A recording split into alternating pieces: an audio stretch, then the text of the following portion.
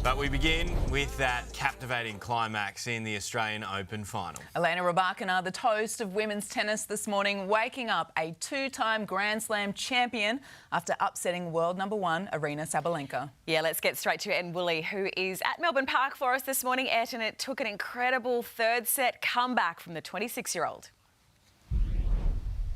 Yeah, good morning. It certainly did. It was an amazing performance from Elena Rybakina last night. She took the first set but lost the second and was down 3-love in the third to Aryna Sabalenka, who had taken her game to another level. But that's when Rybakina found something special. She was cool, calm and calculated, hitting a number of winners in that deciding third set. Sabalenka simply, without an answer, resigned to her second straight defeat in the decider here at the Australian Open. Rybakina, meanwhile, avenging her loss to Sabalenka in the final of the 2023 Australian Open. It's her second Grand Slam title. This was her reaction after the match, as she now plans for a big year ahead.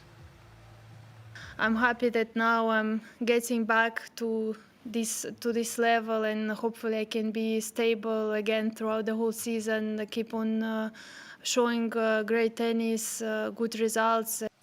So while Rybakina will this morning be celebrating, what a match we have to look forward to tonight on the men's side. The stakes could hardly be any higher. Novak Djokovic gunning for a 25th Grand Slam title, his 11th here at Australia, at Melbourne Park rather.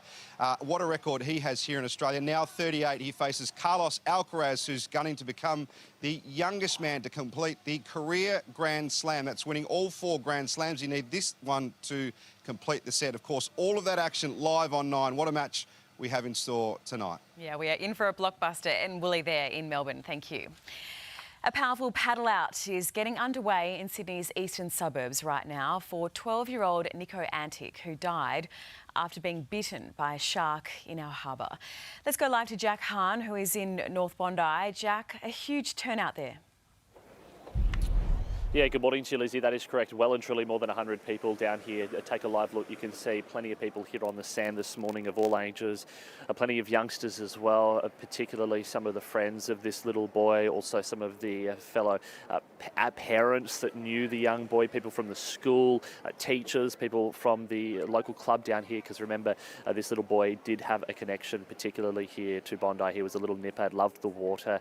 The 12-year-old was out with his friends swimming and having fun off a rock in Vaucluse in Sydney's eastern suburbs a number of weekends ago, when tragically he was bitten by a shark and he passed away a number of days later. So all of these people out here this morning for Nico Antic. What will happen from now is that in the next few minutes everyone will jump on their boards and head out for what will be an incredibly powerful paddle out, and we'll bring you those images throughout the course of the morning. Lizzie.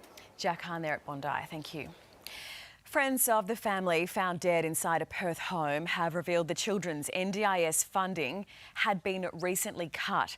The bodies of the mother, father and their 2 autistic sons were discovered along with the family's pets on Friday morning. The new information comes as authorities continue to investigate the circumstances of the Mosman Park deaths, suspected to be a double murder-suicide. If they had a proper support system in place for them, this wouldn't happen. So there's something wrong with our support system. There's a huge number of people who have had NDIS funds cut over the last, especially the last 6 months. Advocates are now calling for greater support for families with disabilities. And if you or anyone you know is struggling to cope, there is help available. You can call Lifeline on 13 11 14. 2 women in Western New South Wales have shared their frightening encounter with alleged triple murderer Julian Ingram. Amy and Chelsea were on a remote property in Mount Hope when they saw a man with a gun pointed towards them. They say they came face to face with the fugitive twice, who they believe matches the description of the accused killer. We just both happened to see someone standing over in the paddock, and there should be absolutely no one out there, squatting on the side of the road holding a gun. Pointing it at us. We described him to the police, the person that we seen, and they matched it up with the same description of Julian Ingram. They saw the man 100 kilometres from where Ingram allegedly killed his pregnant ex-partner, her aunt and her friend. It's been revealed e-bike rebates handed out by the former Queensland state government were used to buy illegal devices. Let's go live to Josephine Shannon, who is in Brisbane this morning. Josie, run us through what's happened.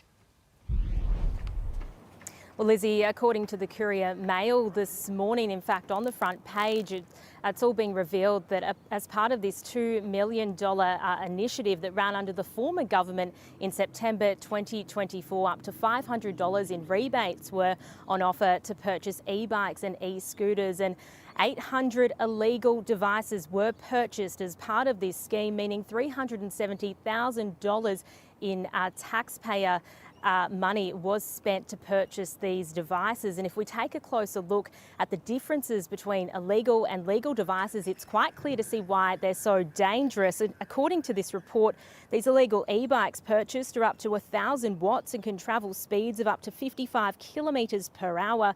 The guidelines, however, were for devices of 200 watts that can travel 20 kilometres per hour. Now, e-bikes and e-scooters are a real issue here in Queensland. Lizzie, in the past week alone, we've had 16 incidents related to them. Josie, thank you. Firebombs have been hurled at a house in Sydney's southwest in what's believed to be a targeted attack. 2 Molotov cocktails shattered a glass window at the Condell Park home but failed to ignite. A third firebomb was also found in a bag in front of the house.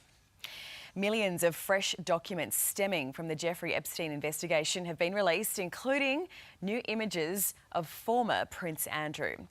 Let's get straight to Josh Bavis, who is in London for us. Josh, what do these new pictures show? Well, Lizzie, journalists around the world are right now combing through more than 3 million documents that have been released as part of the latest batch of Epstein files. Among the first finds are these photos of the former prince crouching over a woman whose identity has been hidden. There are no details about when or where this happened, but it does play into the narrative about the close friendship between the former prince and Jeffrey Epstein. Some of the other documents also show that the former prince requested Jeffrey Epstein visit him at Buckingham Palace just 1 month after Jeffrey Epstein was released from house arrest over his convictions.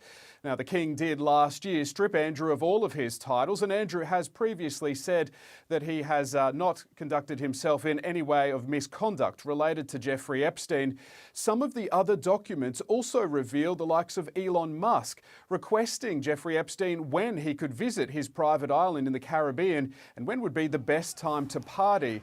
Elon Musk has posted to Twitter, or formerly known as Twitter, now X, saying that he has denied any claims that this could be misunderstood, and he would like to see all of the Epstein files released. And in fact, anyone caught of misconduct should face the full force of the law. Lizzie? Josh Bavis there in London. A neighbourhood brawl has broken out in Adelaide, forcing residents to lock themselves indoors. The fight escalated when the group hurled rocks as residents in a beachside suburb anxiously watched on from their windows. Why is there a fight outside my house? It's horrendous. I don't know what's going on here. I was just relaxing. I was just trying to watch a movie, you know. Had a couple glasses of wine. 2 men have been arrested. Leadership of the Nationals will go to a vote tomorrow with MP Colin Boyce challenging current leader David Littleproud for the top spot. Meanwhile, Barnaby Joyce has held talks with Boyce about a potential switch to One Nation following the Nats' shock split from the coalition. More soon-to-be Aussie mums are ditching drab maternity wear for bold, confident looks to show off their baby bumps. It's a new trend. It's called bump flashing, and it's seen women incorporate crop tops and low-slung pants in their day-to-day wear. Oh. The craze is credited to celebrities such as Rihanna, who stunned the world wearing sheer fabrics throughout their pregnancy. Didn't Kim from Kath and Kim make that in Vogue 20 years ago? Very good point. Kimmy did it first. Kimmy did it first. Sure, look at me. You've got a great memory, Atco. Thank you, Lizzie.